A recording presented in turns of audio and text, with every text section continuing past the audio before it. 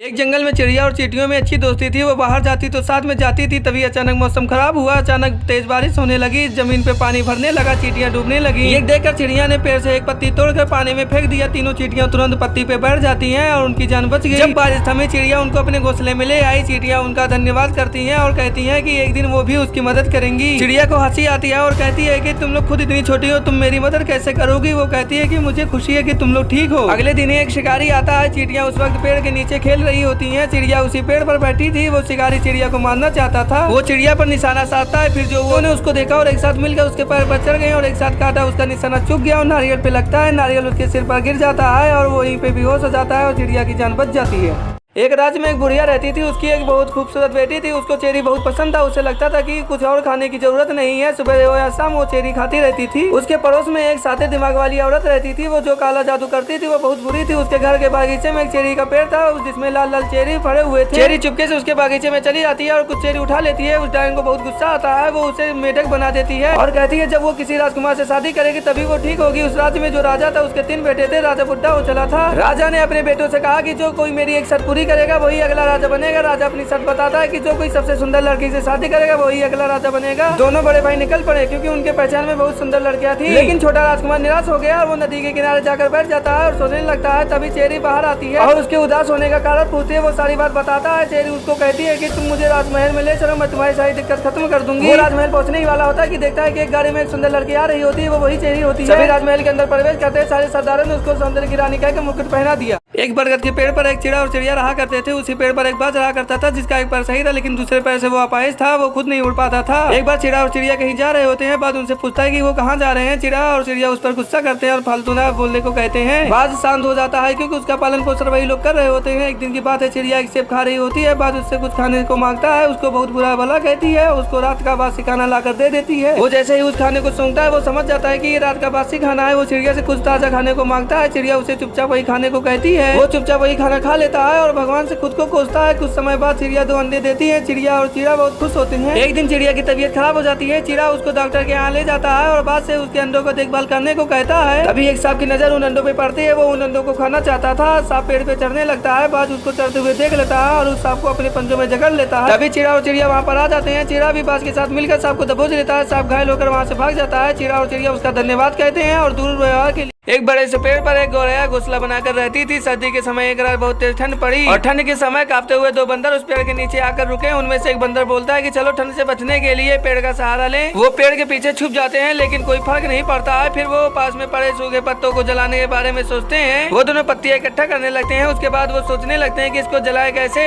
पेड़ पर बैठी गौरैया दोनों की बातें सुन और देख रही थी। तभी एक जुगनू वहाँ से जा रहा था। वो उससे आग जलाने के बारे में सोचते हैं। तभी उनमें से एक बंदर जुगनू को पकड़ लेता है और पत्तियों के नीचे रख देता है। तभी गौरैया नीचे आती है और उन बंदरों को बताती है कि ये जुगनू है, इससे कोई आग नहीं जलने वाली। उनमें से एक बंदर उसको जाकर अपना काम करने को कहता है। फिर जो जुगनू को पत्तों के नीचे रखकर फूंक मारने लगते हैं। गौरैया उसको फिर बताती है कि इससे आग नहीं जलने वाली, 2 पत्थर को आपस में रगड़ो तब जाकर आग जलेगी। फिर जब उनमें से एक बंदर को उस गौरैया को मारता है वो तुरंत नीचे जमीन पर गिर जाती है और उन मूर्खों को समझाने को पछताती है। एक गांव में भोला और सीमा नाम के एक पति पत्नी रहते थे। भोला लकड़ी काट कर अपना गुजारा किया करता था। वो बहुत गरीब थे लेकिन मन से बहुत अच्छे थे। बारिश होने की वजह से वो लकड़ी लाने जंगल नहीं जा पा रहा था, जिससे भोला अपनी पत्नी से कोई और काम करने को कहता है। अगले दिन सुबह वो देखते हैं तो गाँव में कॉलेज के बच्चों की भीड़ जमा होती है। सीमा उसे पता करने को कहती है। वो वहाँ जाकर पूछता है तो पता चलता है कि वहाँ की एक बिल्डिंग को हॉस्टल में बदल दिया है। तभी एक लड़का उसके पास आता है और कुछ खाने का पूछता है। वो दोनों उससे घर के अंदर ले जाते हैं और अच्छे से खाना खिलाते हैं। उस खाना उसको बहुत पसंद आता है। जाते समय वह उन्हें कुछ पैसा देता है। तभी उनको एक उपाय आता है। वो दोनों खाना बना के खिलाने का काम शुरू कर देते हैं और बाहर बोर्ड लगा देते हैं। बोर्ड देखकर बच्चों की भीड़ उमड़ जाती है। वो अपने घर में ही घर की तरह खाना परोस देते हैं। बच्चों को उनका खाना बहुत पसंद आता है लेकिन उनके पास इतना बड़ा बर्तन और सामग्री नहीं होती है। बहुत बच्चे लौट जाते हैं। इससे उनको बहुत बुरा लगता है। एक दिन उनके यहाँ ऋषि आते हैं। भोला और सीमा उन्हें आदत से खाना परोसते हैं। खाना खाने के बाद ऋषि उनसे कुछ मांगने को कहते हैं। वो अपनी सारी दिक्कत उन्हें बताते हैं। ऋषि उसे एक जादुई नमक के बारे में बताता है। भोला उसके बताए हुए स्थान पर जाकर नमक ले आता है, अपने खाने में डाल देता है, जिससे उनका खाना कभी नहीं खत्म होता है। भालू और बंदर बहुत अच्छे दोस्त हुआ करते थे। दोनों साथ में बहुत मजे किया करते थे। बंदर अक्सर भालू की नकल किया करता था। भालू उसे ऐसा करने का कारण पूछता था। बंदर उसे बताता था कि तुम कितने बड़े और ताकतवर हो, मैं भी तुम्हारी तरह बनना चाहता हूँ। भालू ये सुनकर हंसने लगता है। तभी भालू को भूख लगती है। वो शहद खाने के लिए चल देता है। बंदर भी उससे शहद मांगता है। भालू उसको थोड़ा सा शहद दे देता है और सारा शहद अपने घर पे लेकर चला जाता है। बंदर को बहुत बुरा लगता है। वो भी शहद खाना चाहता था। भालू के जाने पे वो उसके घर पे चला जाता है और सारा शहद चुरा लेता है और एक पेड़ के नीचे बैठकर खाने लगता है। कुछ समय बाद भालू उसे उड़ता हुआ आता है। फिर जो होता है बंदर को बाहर से बुलाने लगता है। अंदर से कोई आवाज ना आने पे वो घर के अंदर चला जाता है। तभी बंदर अपना पेट पकड़ कर बैठा होता है।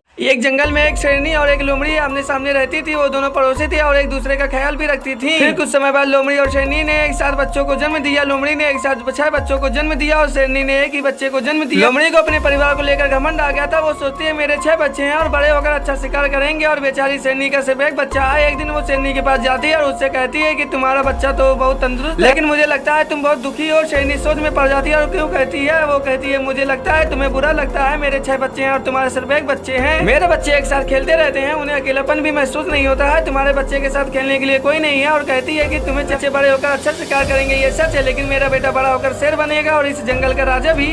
एक जंगल में 2 दोस्त रहा करते थे, एक टिड्डा और एक मेढक। दोनों बहुत अच्छे दोस्त थे। एक दिन दोनों अपनी पीठ पर लेटे लेटे आसमान पर देख रहे होते हैं। तभी मेढक उसे अपने घर पर खाने की दावत पर बुलाता है। टिड्डा राजी हो जाता है। मेढक दावत की तैयारी करने चल देता है। उसी शाम टिड्डा कुएं में मेढक के घर दावत पर चल देता है। मेढक टेबल पर बैठा था। मेढक की बीवी टिड्डे का स्वागत करती है और पूरे सम्मान के साथ अंदर लेकर जाती है। मेढक उसे अच्छे से हाथ पैर धुलने को कहता है। टिड्डा हाथ पैर धोते हुए जोर से आवाज निकालता है। मेढक उसे आवाज निकालने से मना करता है। टिड्डा टेबल पर बैठता है और अपने से आवाज किए बिना खाने की कोशिश करता है, लेकिन उसके लिए यह नामुमकिन था। फिर मेढक गुस्से से मना करता है। टिड्डा शांत हो जाता है। उसे बहुत गुस्सा आता है। वह उसे अपने घर पर दावत पे आने को कहता है। मेढक राजी हो जाता है। अगले दिन वो टिड्डे के घर पर जाता है। टिड्डा उसे हाथ मुंह धोने को कहता है। वह हाथ धुलकर आता है। टिड्डा कहता है कि तुम्हारे हाथ जमीन पर थे या फिर गंदा हो गया। तभी मेढक को बहुत गुस्सा आता है और बोलता है ऊपर वाले ने मुझे ऐसा ही बनाया है, मेरा हाथ फिर भी गंदा होगा। टिड्डा बोलता है मुझे भी ऊपर वाले ने ऐसा बनाया है, मेरे हाथ से आवाज नहीं आएगी। मेढक को समझ में आ जाता है। वह टिड्डे से माफी मांग लेता है। एक गाँव में रामू नाम का एक लड़का रहता था। वो बहुत गरीब था। वो लोगों की बकरियां चराकर अपना गुजारा किया करता था। वो उन बकरियों को चराने के लिए जंगल में ले जाया करता था। उस जंगल में एक बहुत पुराना पेड़ था। वो उस पेड़ के नीचे बैठकर गाना गाता और अपने सभी भेड़ बकरियों पे नजर रखता था। शाम होते ही वो बकरियों को लेकर गांव वापस आ जाता था और सभी भेड़ बकरियों को उनके मालिक को सौंप देता था। उसके बाद वो घर जाता है और अपनी माँ से खाना मांगता है। उसकी माँ उसको चटनी और रोटी देती है। उसका छोटा भाई रामू कुछ अच्छा खाने की जिद करता है। वो अपनी माँ को वो एक सिक्का दे देता है और अपने भाई को कुछ अच्छा खिलाने के लिए कहता है। एक दिन रामू अपनी भेड़ बकरियों को ले चराने के लिए जंगल में जाता है। वो देखता है उस पेड़ को एक लकड़हारा काट रहा होता है। वो चिंतित हो गया। उसको उस पेड़ से लगाव होता है। वो पेड़ को बचाना चाहता था। वो लकड़हारा के पास जाता है और कहता है ये पेड़ साबित है, जो इससे काटेगा वो मर जाएगा। ये सुनकर लकड़हारा भाग जाता है और उस पेड़ से एक आत्मा निकलती है और उससे धन्यवाद बोलती है और एक घंटी देती है और कहती है इससे जो तुम खाने की चीज मांगोगे वो तुम्हें मिल जाएगी। रामू घंटी लेकर घर चला आता है और अपनी माँ को सारी बात बताता है। खाने के लिए अच्छी चीजें मंगाते हैं।